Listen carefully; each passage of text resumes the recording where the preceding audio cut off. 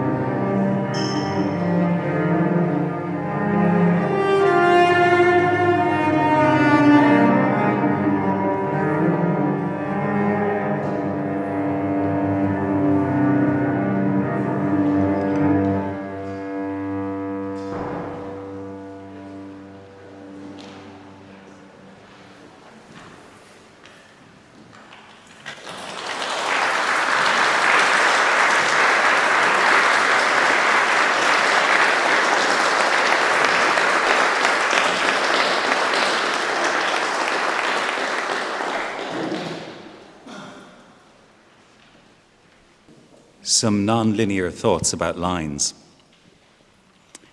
I draw lines. I've drawn a lot of lines. I think about lines. I think about lines a lot. I don't always understand them, so I have questions. What do we do when we make a line? Artist Louis Kamenasar says that a pencil dot on a piece of paper introduces an irreversible change in the universe. So something new is added, something new is suggested, something new is presented. Question: what are the lines doing in this show? Lines showing new ideas, tracing earlier thoughts, tracing earlier actions, lines ventriloquizing, lines doubting, lines reaffirming, lines recording, lines speculating. That these lines, like other lines, are both image and material. They direct, divide, project, propose, protect. 2 meters. Most lines are present. They denote presence. They contour absence. Lines are traces, scars. A line can be the start of a concept, and a line is defined by its own ending. So why do we make lines? Lines point, lines position, lines locate. Lines explain, teach, imagine, withhold, bridge, demarcate, equate, redact, reveal, lie. Lines present, lines represent. They describe, redescribe. Lines describe shape, form, volume, time, energy. Lines describe matter, lines are matter, and lines matter. So question, what do lines do? Lines conduct, they communicate, house information, online, offline, landlines, tie lines, headlines, the live line, deadlines. What is a dead line? Do they exist in failed drawings? Are all lines dead in a failed drawing? I should know. Lines in the sand, lines of engagement, line of duty, vertical, horizontal, vertical. Lines as punishment, lines as punishment, lines as punishment, lines of inquiry, of thought, of veracity. Lines can indicate things not there. So what can lines mean? Artist Kentura Davis says, the quality of a written line is no different than the quality of a drawn line, except with a written line, we've assigned meaning to a set of marks. So we learn lines, lines as texts, lines in poems, in scripts, in songs, punchlines. I like jokes about stationery, but rulers are where I draw the line. Line of apology. Don't fluff your lines. I once saw an actor forgetting his script. He shouted line. Strangely, I can't remember the play, but I remember his plea. The word just seemed so exciting. I see 5 lines making a stave. I hear parallel lines, Blondie. White lines, Grandmaster Flash. I walk the line, Johnny Cash. Across the lines, Tracy Chapman. Wichita lineman, Glenn Campbell. I am a lineman for the county. I'm a bit of a lineman myself. For the past 26 years, I have mainly drawn lines. I wrap lines around my thinking, my understandings, misunderstandings, and hunches. I make lines in my drawings stand in for things in the world. Some things we can see, and some we can't. I do think about tone, but that's for another day. I like insights. I like lines by other artists. Insights, Ellen Gallagher. In Space, Gego. In Chalk, Tacita Dean. Scribbled, Cy Twomley. Dropped, John Latham. Erased, Robert Rauschenberg. Rotated and translated, Mamie Jellett. Woven, Annie Albers. Webs, Via Selmans. Spiders make exquisite lines. Pelicans, flamingos, and cormorants fly in a straight line when low over water. Zebras are lines. Zebra crossings are lines. We wait in line, we play with goal lines, side lines, touch lines, gain lines, finishing lines. We get white line fever crossing the line. To paraphrase Philip Larkin, where would we live but lines? Lines choreograph. Yellow and white lines make me walk through public spaces in reasoned ways, but I do walk desire lines. Architect and cartoonist Saul Steinberg said, the frightening thought that what you draw may become a building makes for reasoned lines.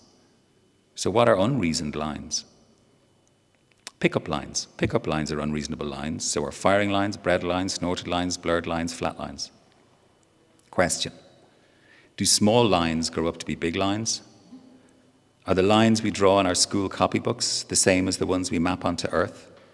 Lines make grids. Lines of latitude and longitude link and divide the Earth. The Mason-Dixon, line. The Irish Boundary Commission, line. Drawing the line is Howard Brenton's play about the 1947 partition of India and Pakistan, drawn along Hindu and Muslim lines. Its new borders resulted in 14 million people displaced, more than 1 million people killed. So do lines kill? Architect Philip Johnson reminds us, You haven't any straight lines in your body, and that's true, but time etches lines on us. Artist Agnes Martin understood the line as a psychological positioning. She says, I believe in living above the line. Above the line is happiness and love. Below the line is all sadness, and I don't go below the line for anything. Final lines. In physics, spectral lines are used to identify matter in a star. And might all lines be spectral? If all lines are spectral, they must have been something else before, something in another form, something in another time, something perhaps in a recent forever.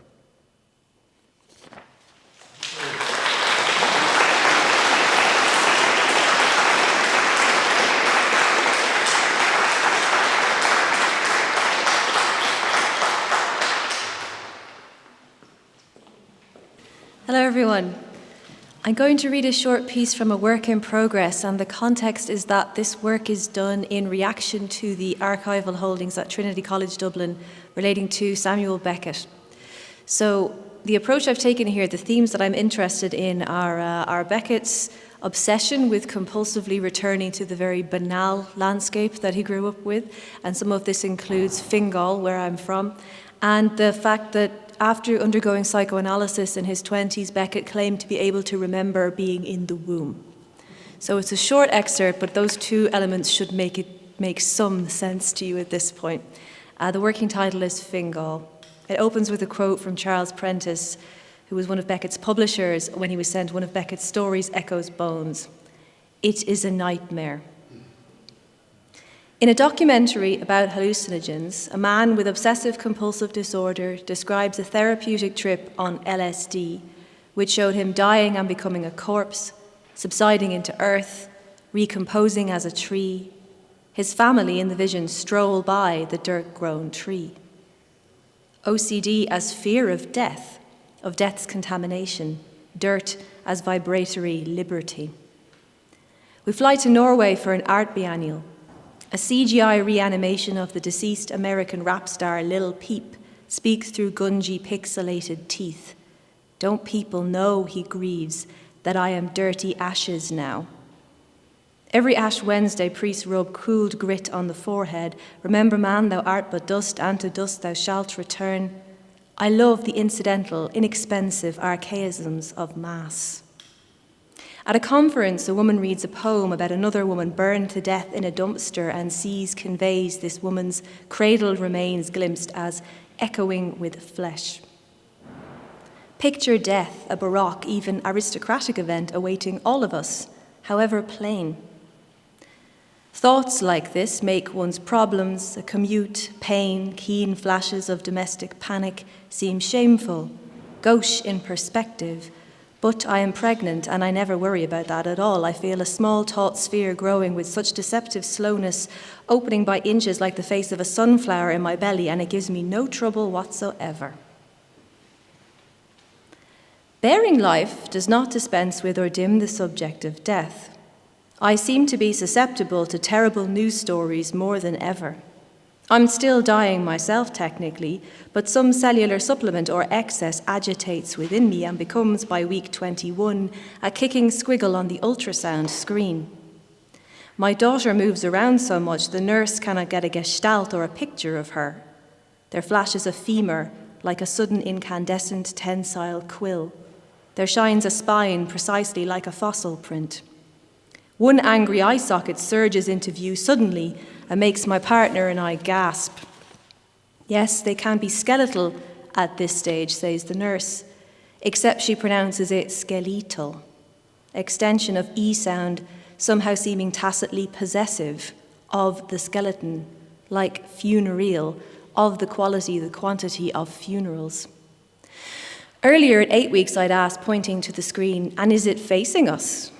There came a beat before the nurse replied, right now it doesn't have a face. Samuel Beckett in Sainies, in his early 20s, biking from Fingal back into Dublin and then home to Cooldraina, the house in Dalkey where he was born, with a pop with the green of the larches, those particular trees which recur and reoccur in his writings like a jingle, like an EDA fix, like an obligation, like a periodic expulsion of waste matter or gas, like a habit. Beckett biking in Sainies through familiar territory. And this is a Beckett poem, not mine. All the livelong way this day of sweet showers from Portrane on the seashore, Dunabate, sad swans of turvy swords, pounding along in 3 ratios like a sonata, like a ritter with pommelled scrotum, Atracura on the step, Botticelli from the fork down, pestling the transmission, tires bleeding, voiding, seep the highway, all heaven in the sphincter, the sphincter. And this is back to me. Pastoral pales to piss, as usual.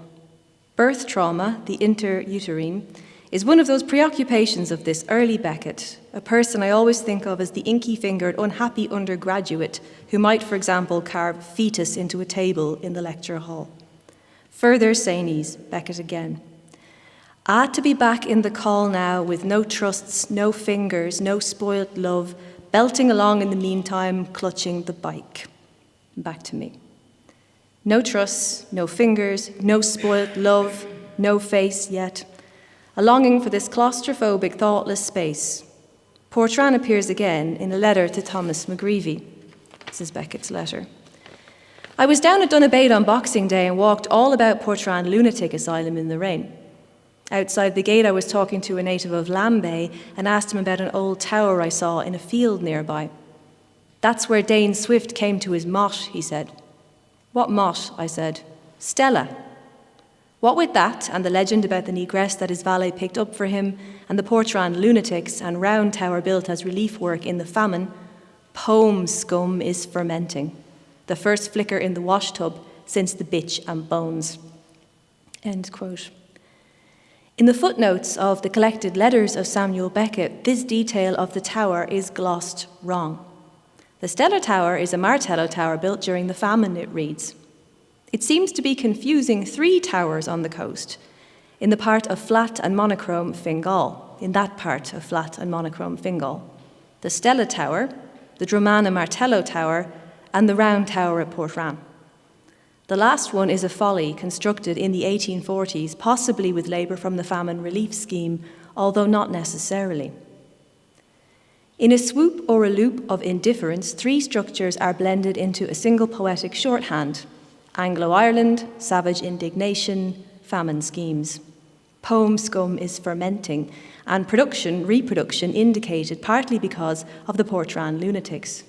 To break up, decant its elements, is to observe the Stella Tower, or Portrane Castle reconstruction of the 1800s, and the Round Tower, folly, fake monastery, and the Martello Tower, Napoleonic, filled with cement now like a sandcastle, to fold a landscape out of this, to be bored or dumbfounded by ill-remembered heaps and wrecks, landscape a palimpsest we've lost the will to read, landscape as geophysical coagulant. I love this kind of thing. It might all be a dream. 3 towers become consubstantial, become black vapid magnetic monolith from 2001 A Space Odyssey. Factory ship as Fata Morgana, Lambay Island as shark or ashtray, fermentation as cellular reproduction without women. Frankenstein. I'll leave it there. Thank you.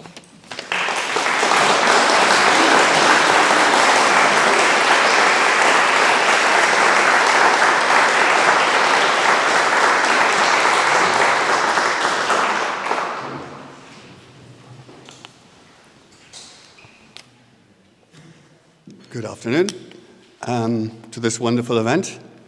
Can you all hear me? Great, okay. Like a lot of people, I live alone most of the time, and there's this old guy sometimes hanging around, a dangerous old git, I might describe him as. So the poem is called Living with an Older Man. He's heading for the kitchen, mouth open, shoe in his left hand. Everything's okay. Tweed at his shoulder. Tweed scuffs the wall. Now there's a knife in his hand. Muscles maximize. The steel edges down, forcing parsley, a parsnip apart. Stark words he puffs. Near ally, breather of my breath. He's been down the town again, gawping at his new beloved. the white wall. So the next poem is, it's called A Distinct Lack of Thud. When I was young and quite small, I decided I'd become a jockey. So I went away to County Meath and became an apprentice jockey. And there was a guy working with me, and he was very good. He was the champion apprentice that year. And then he had an accident in a race. So this is called A Distinct Lack of Thud. A hoof slipped, a horse fell, and you were gone. I kept listening for you to land, to come down on Sunday morning like a dead duck, back among the cups and the hatred and acts of bread. The bullocks lolloped on the lawn, sported with Madame Roses and forget-me-nots. Like badly made horses they cavorted, snorting at the opener beds, balking at places where you'd whack them across and into the brose beds, the grave beds. Blackbirds sang, you sang, I sang, the years turned into trees. So I was very struck by something that Brian Fay said, and I can't remember where I saw it. Was it on a video or was it in one of the, something online or something? But it was about talking about the effects, you might say the side effects on these paintings that you've been working with, and talking about like the writing of time or the handwriting of time. I'm sure I haven't got the exact words, but something like that. And so I wrote a poem about it, but I'm afraid it's not ready yet because it's a bit flat and a bit immature. So I'll read something else, and this is called Behind the Wall.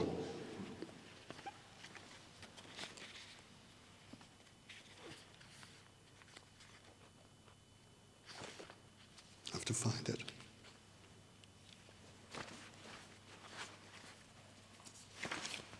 Okay, behind the wall. Half in dream I hear you, rummaging behind the wall, gnawing at the wires. It's true, you left us all. Time is hanging from its hinge. It will not meet. We cannot speak. Blind, I am the creature growing in the dark. A silence breathes. You're there, rat close. You will not stop. And I'll read just the last poem now, which is called Song of the Slave Poets. So I was thinking the other night, how many people write poetry in Ireland? How many of us are there? And, we know the famous ones, the dead ones, but, are there 5,000 people writing? 10,000? 20,000? 59,000? I don't know. But this is for us slave poets. And so it's called Song of the Slave Poets.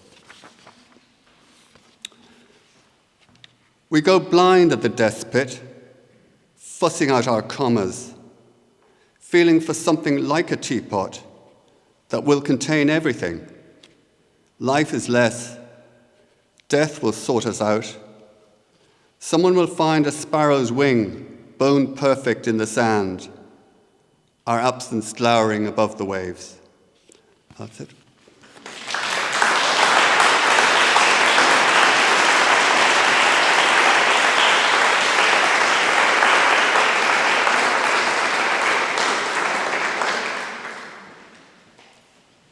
Thanks.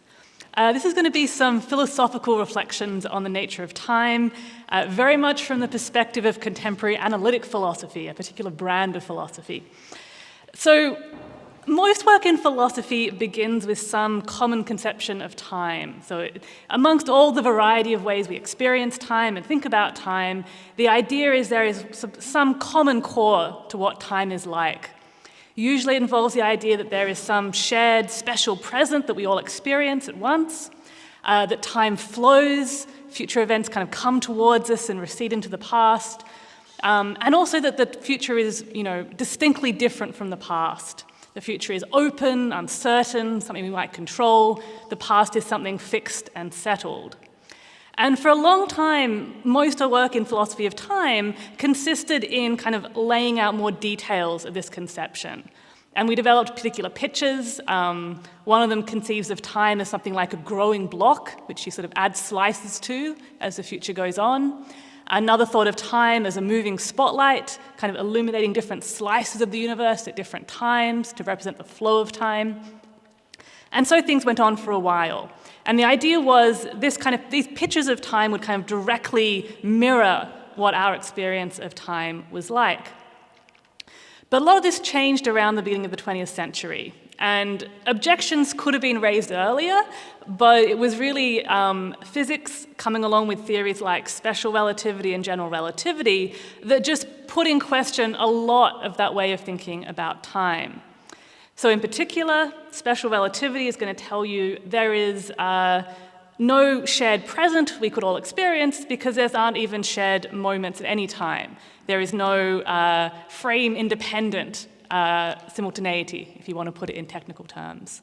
But either way, there is no particular slice of time that we all share at once that could be called the present. General relativity created even more problems. It told us there was no flow of time that was independent of how we were moving through time. So it seemed like everyone was living in their own kind of independent temporal experiences at the very least, and there was no objective picture of time having the features I mentioned. To highlight one in particular, there was especially no difference between the pastward and future direction of time. Time looked equally the same going both directions. And this seemed radically at odds with our experience of time, and that presented quite a trouble. Were we to claim that our experience of time was merely an illusion, something we were very misguided about, or should we dismiss the physics and say that it was telling us about something but maybe not time, because it didn't have the features that we wanted? And there's been different responses philosophers have made. Some have indeed dismissed the science and said this just isn't about time. The approach I favor, and the one I'll say a bit about now, is one that says, no, take on board the science as telling you some features of time, but don't leave the story there. Get very interested in how it is that we come to have the experiences of time we do, given we are living in a world with time as the physics tells us.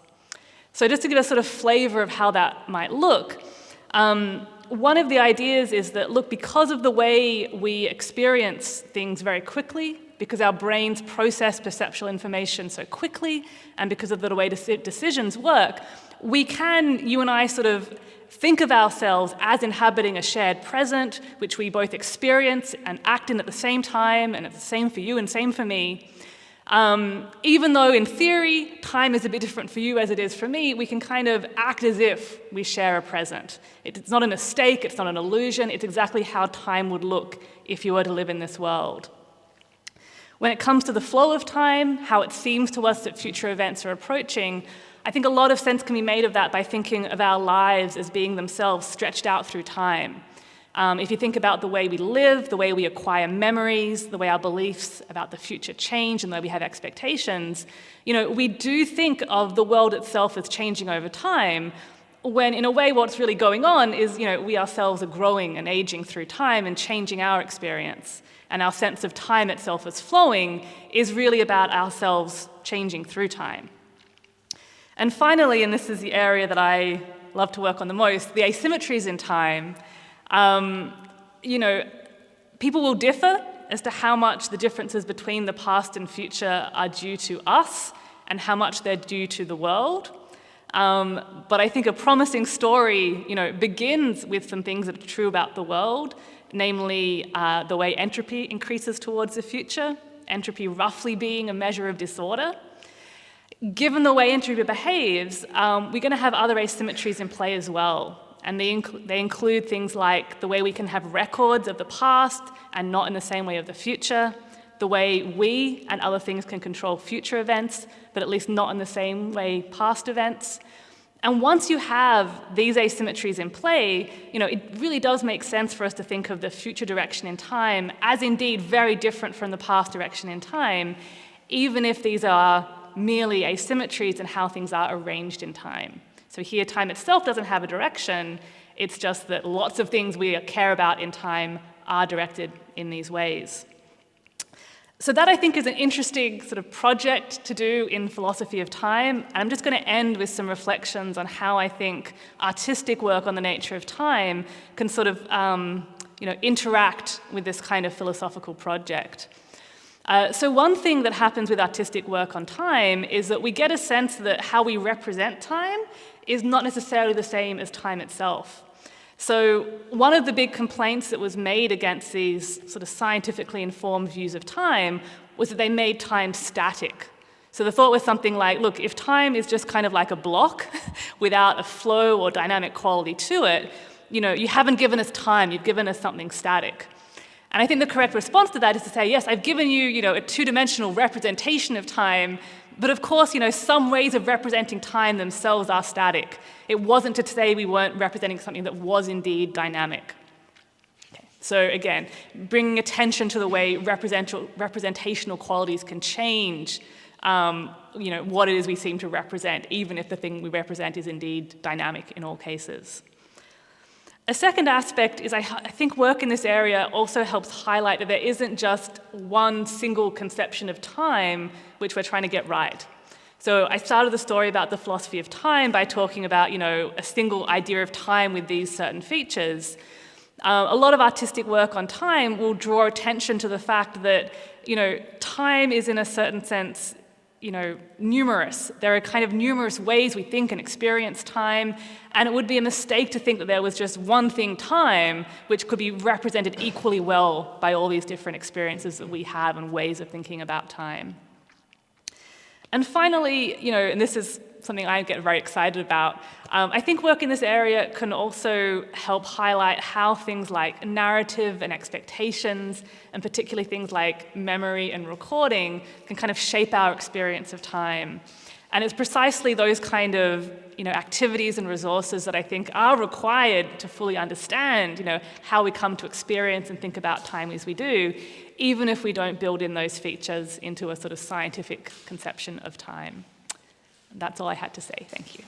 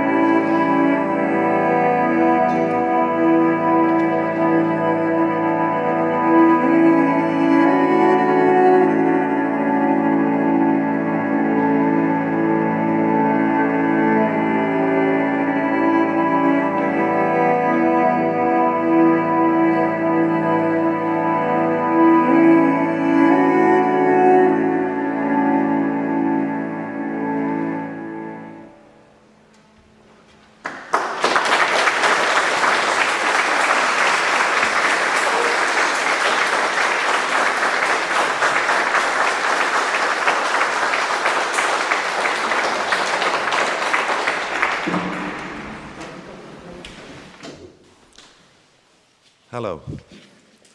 I want to speak about slow looking. Slow looking in particular is a way to follow how Brian thinks through the times of paintings. And I emphasize the plural there, which I'll come back to.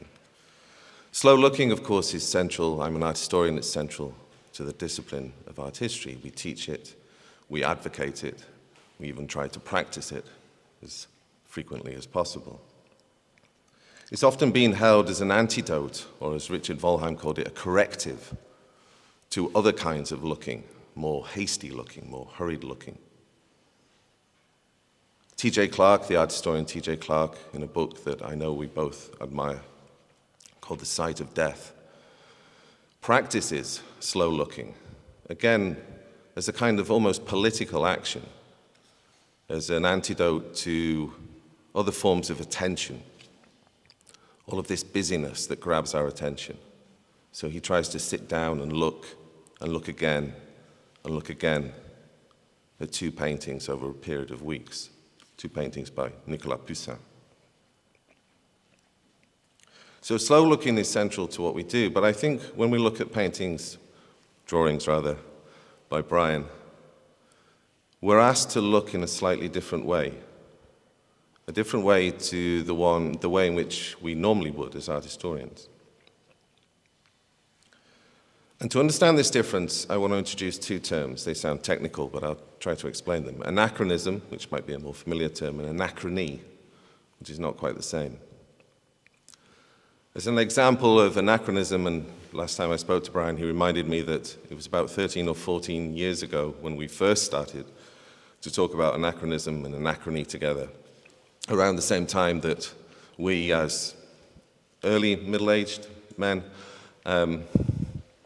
joined a seven-a-side football team. So that's one version of anachronism. Brian was rather better at, not as anachronistic as I. And that kind of anachronism is often held as one of the 7 deadly sins of art history, of putting something in the wrong time. The example that's often held up is putting a pistol in the hands of Achilles. And art historians, like other historians, try to do as much as possible, to try to do as much work as possible to avoid it. So slow looking can, if you like, support a certain kind of anachronism. And I'll give you an example. Back in 2014, the autumn of 2014, I went to see a show of Rembrandt's late works in the National Gallery in London. I don't remember you. Fantastic show, an extraordinary show. So much I could say about some of the paintings on display, but there was one in particular, The Jewish Bride. And I remember first of all, pausing, and then staying, and then becoming completely enthralled by the brocaded arm of the father. I was entranced. I finally understood what Alfred Gell had described when he talked about technology of enchantment. I was enchanted by it. I knew it had been made, of course, but I wasn't sure how. And I couldn't follow, in that complexity of marks, the decisions that Rembrandt had made. I couldn't put them in order. And it was enthralling. It was beguiling. I stood there I tried to remember how long I stood there. I'm still not entirely sure. It felt like 2 hours. It was probably about 20 minutes. It was enough time for crowds of people to file past, let's say.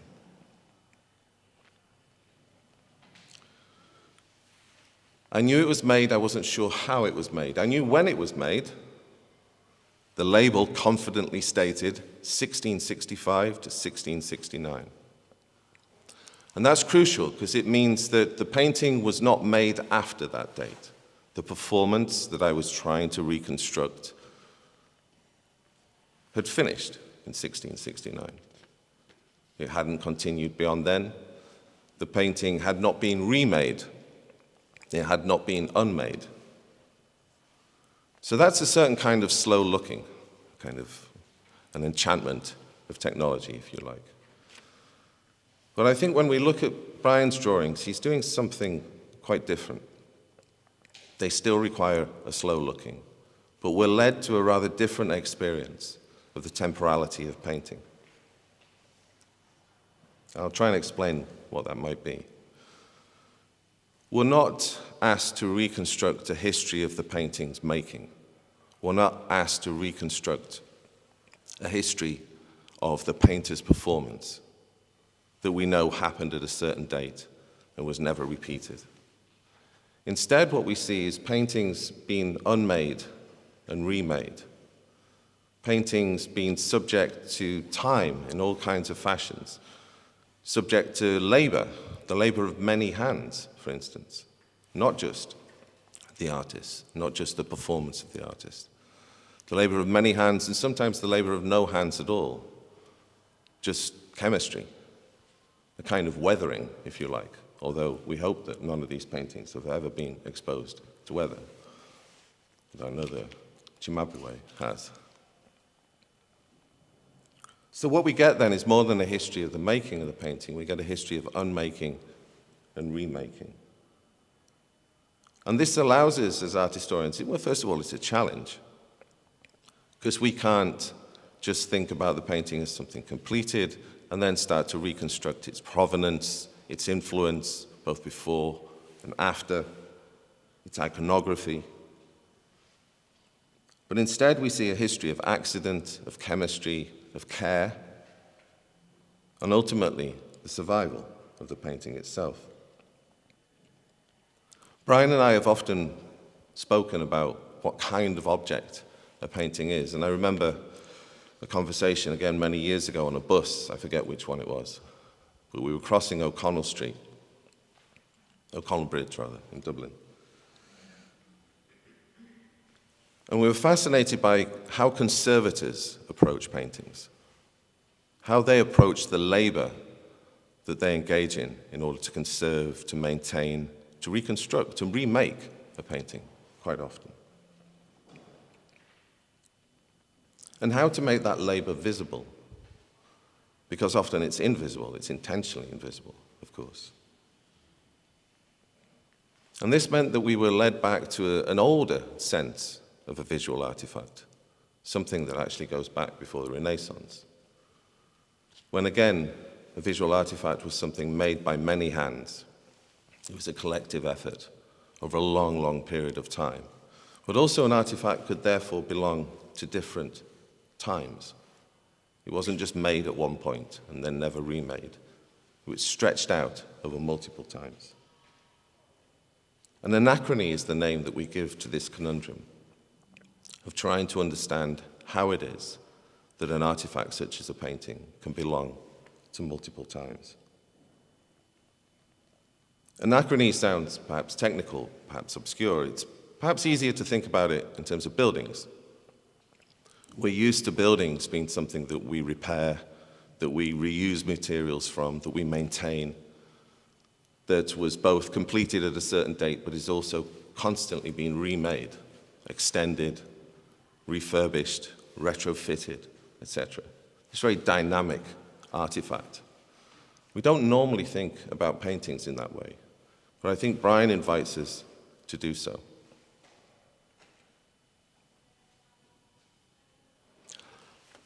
And I'd just like to end by pointing to a kind of virtue that's required in this kind of attention. There's a sort of humility, I think, to what Brian does in the reconstruction of the history of these paintings. There's no great show of virtuosity. There's no great show of facture. Instead, there's a kind of scrutiny. And I think that's a really rewarding scrutiny for us to be invited to repeat. Thank you.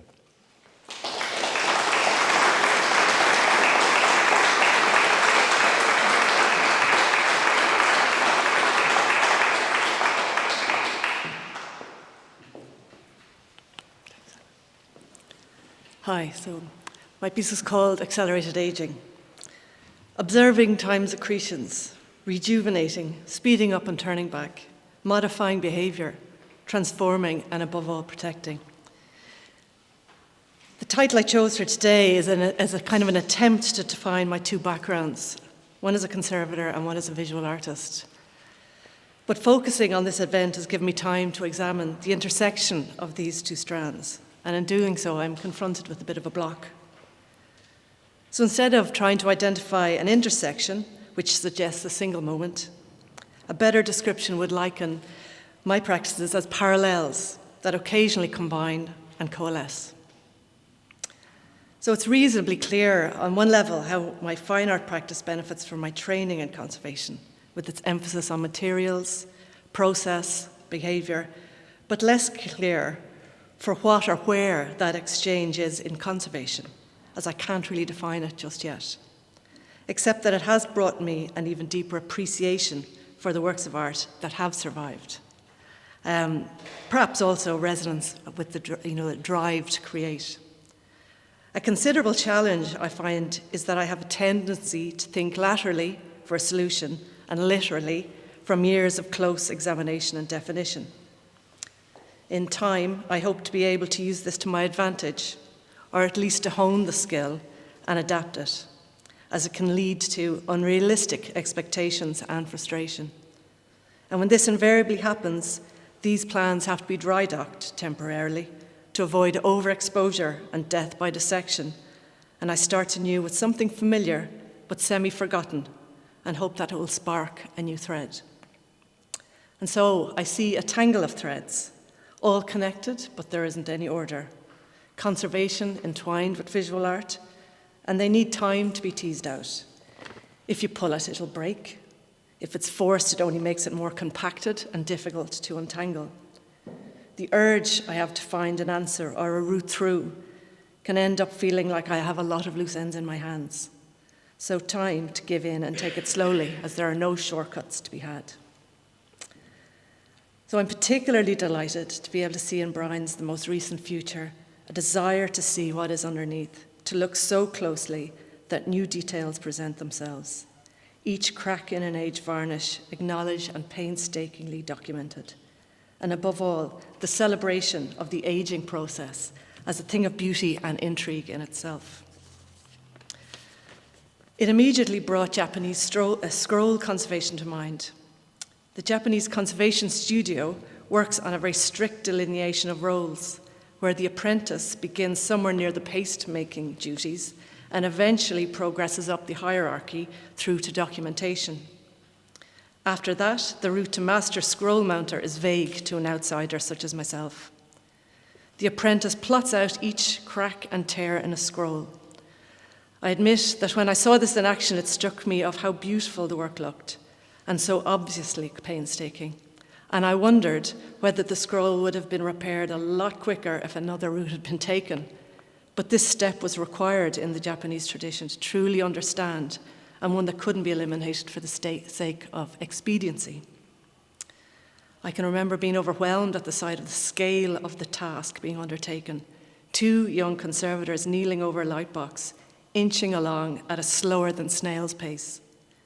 It's left a huge impression, and not long after I found myself doing a similar exercise back in the National Gallery of Ireland, an experiment in distilling and translating damage, the character of a handmade sheet of paper, with its also so-called imperfections, and yet so perfect and precious. A handmade sheet of paper is valued because of the way it's formed, the deft action of the paper makers, ensuring the fibres are interlocked to provide a very strong and flexible sheet. The work in question was a copy of Raphael's School of Athens by an unknown artist. And at that time, back in 1998, I think I crossed a line briefly between documentation and something else by transcribing the minutiae of marks onto a fresh sheet of paper. How many sheets of paper had been joined almost imperceptibly to make the whole? And then the insect holes, minor and major tears, areas of skinning, abrasions, accretions, surface dirt, tide marks, creases, dents. The list went on. I chose a beautiful red pencil in response to the sanguine chalk. I think I might have entered a kind of visual art limbo, wherein I had to wait for a decade before I could really say that I had crossed the line wittingly and willingly. In Brian's delicate drawings of the complex craquelure on the surface of Vermeer's painting, he appears to expertly flip this to make the barely visible visible, and then taken to a new level of abstraction. You can still read the former subject as darker pigments absorb more light, and thus are subject to higher levels of deterioration, as light equals energy, and some form of energy is still required for decomposition. So that now on one level it documents what has been slowly happening ever since Vermeer stepped away from the canvas. Which kind of reminds me of the term invisible mending, used to describe the way of repairing using thin, toned, and discrete repairs. And they're only used if the work of art is compromised or disfigured to the point of causing illegibility. But still, we always leave a clue as conservators that this is an addition to avoid undermining any authenticity. In my practice as a visual artist, this term has spawned an element of trickery and subterfuge, where the clue is foregrounded as an invitation to look closer and question what you see. In recent work, I conflate scalloped nets, as in net curtains, with oyster shells, bringing themes of protection and disguise into play.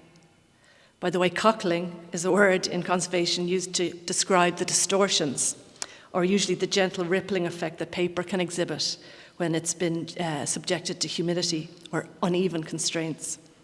And it always brings shells to my mind. I really admire how Brian's drawings invite you in to try and comprehend what you're looking at. Is there a pattern? What is the pattern? What does it signify? To me, it is also like a sleight of hand. Once you see it, it can be understood. It is right under your nose. You just need to look at it differently. In Brian's works, which examine the drawing and painting process of Mamie Jellett, he selects only the damages and stains and applies her process of translation and rotation, foregrounding the damage as it takes on a life of its own.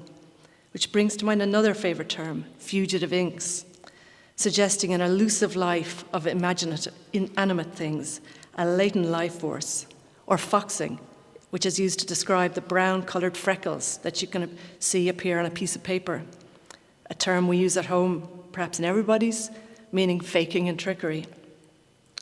A little bit about process, an aside really.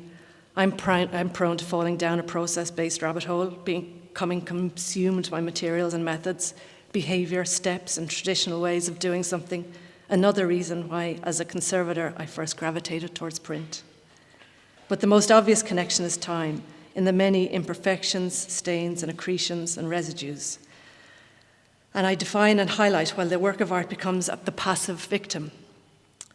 And also, as been mentioned before, the slow creating, slow looking, steps which allow time to reflect. And this is common, I guess, in very many artist practices. Mine is punctuated by bursts of obvious and overlooked clarity. And this leads to another term of mine that I use in conservation called accelerated aging. And this is a method to kind of determine the future aging characteristics of a mechanism or a material, and is to gain a better understanding of the implications of treatment and how it will work to provide stability to a work of art. It's how we test new materials and technologies to assess their suitability and predict their long-term applications. It relies on a controlled environment and standardized conditions to assess the impact of external factors. And I've adopted this process to induce deterioration rapidly in photographic negatives by converting the silver nitrate particles suspended in the gelatin emulsion to a silver sulfide, also known as silver mirroring. So using wax as a resist, I've made drawings on recycled X-ray negatives and selectively exposed the drawings to pollutant gases in a temperature-controlled humidity chamber. The formation of silver sulfide on the photographic surface produces a beautiful multi-coloured shine, suggesting something precious rather than the damage or evidence of deterioration that it is. I've been mainly talking about the links I see between conservation and fine art, and I'm going to just mention a few differences maybe. In many ways, I see a differentiation in the ethical responsibility of doing as little as possible in conservation. We use the term minimal intervention, and it's a direct contrast to doing as much as possible as I do in my artistic practice, which combines print, sculpture, film, and installation. I describe myself as Baroque rather than minimalist. Likewise, you can't have an ego in conservation. You are completely and utterly in the background with all focus on the work of art. And so this allows my fine art ego space to grow, a bit of balance or yin-yang. Whereas now, I suppose, where I would be best described as hovering, trying to find the sweet spot where either harmony or fabulous discord is found. Some days I resent the way I write in the passive voice, as per my training, where sentences might begin with, "There appears to be evidence of photooxidation," or "The drawing has been adhered to a secondary acidic support." And other days I can just be really mesmerized by metamers, which is the ability of pigments, especially blue, to appear a completely different shade in light. Just telling me that everything is just waiting to be looked at from another angle and appreciated for a different reason.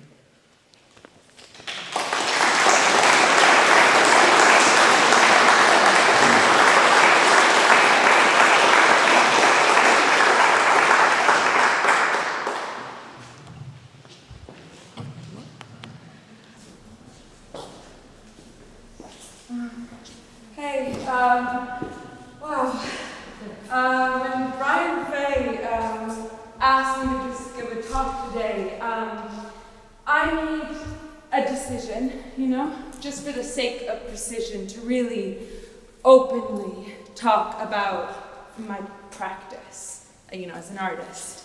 Because practice, it makes perfect, right? Yeah. But what I really wanted to do for you all this afternoon is to actually have, something a little bit, like play the cello or play the piano, just really make you swoon. But yeah, or at least have some kind of, musical accompaniment or something for me. But yeah, it's been really tricky because my music teacher, he hasn't really been responding to my phone calls, which is fine. Always happens eventually, But even though I'm standing right now, I'm standing in this perfect pool of Dutch light, in the year, I think, roughly 1665. Wow! What a time to be alive! Oh gosh, I'm sorry. I feel a little bit, right now, a little bit shaky, a little bit like fainting, because I've just walked out of a goddamn painting, yeah? Anyway, so, yeah, the painting, it's just, I don't really know whether I'm, in time or out of time, because my music teacher, he's in the painting too, I guess, he's just not, he's the one who's keeping time, and he's not really giving me the time of day, I call him and he's all like, what can I say? What can I say? And it's like, well, you shouldn't say anything. You should sing. You are my music teacher, real jerk. Anyway, sorry, I'm sorry. I don't mean to be so, I don't mean to be so introspective. It's just that sometimes I can really, lose perspective, here at one of the later works of Vermeer. But, I just, so I'm there. There's definitely something wrong going on with this situation, or maybe with my, infatuation, because there's a cello on the floor. In the painting, there's a cello on the floor, and there's a carpet on the table. Why am I using a carpet? Anyway, but okay. So I thought there was going to be work by Brian Fay about this. I didn't know I'd be floating into this, total void of creamy black and checkered floors. Like I don't even know where I am anymore. But okay, so I'm there. Actually, it's not a piano. I'm actually standing at an upright virginal, and it's got black keys. And ivory naturals, and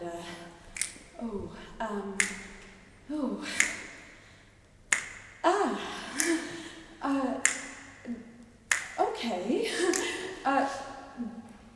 Did you say I've got a lot to learn? Well, don't think I'm trying not to learn. Well, since this is the perfect spot to learn, teach me tonight. Oh, okay, so the reason why I really value my music lessons is because I really respect people that I can learn moves from. So what is a move? A move is when you lose your confidence, which I'm clearly doing now, and you just have to just move quick. You move quick, and you're in a whole nother rhythm, and it's just like everything that I'm doing, is all for your evaluation, for my music teacher. It's all everything that I've learned about Europe. It's just, it's all for you. But anyway, it can be really devastating, as in right now, all of this kind of anticipating, very, very devastating. But you just gotta just sort of move with it, I guess. Just waiting around for that pronker. I mean, for those of you who don't know very much, pronker is a gentleman of fashion in Dutch. Anyway, I'm really just screwing this up. So what I do in these moments when I'm losing confidence like this, I'm just gonna sort of, take a look in the mirror and just kind of remember who I am. And luckily, most of the time, there's two of me. Oh yeah, there's loads of you as well. Yeah. See, I'm always accompanied by an image of myself. So men, they act, and women, we appear. Oh God.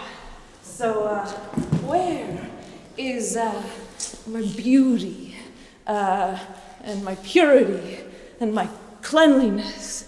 Where? I mean, why else are we talking like an idiot? Where is my common sense? Oh, the agony. Here I am again as this goddamn allegory of vanity. I, like you, maybe, was born a woman. Well, at least I know what vapors mean. Alas, as it seems in this room, the disease is common, Single, we have all the spleen. All of the morals that they tell us, they never cured the sorrows yet. Choose among the pretty fellows one of youth, or honor, or wit. Anyway, my artistic practice, I guess that's it. Thank you.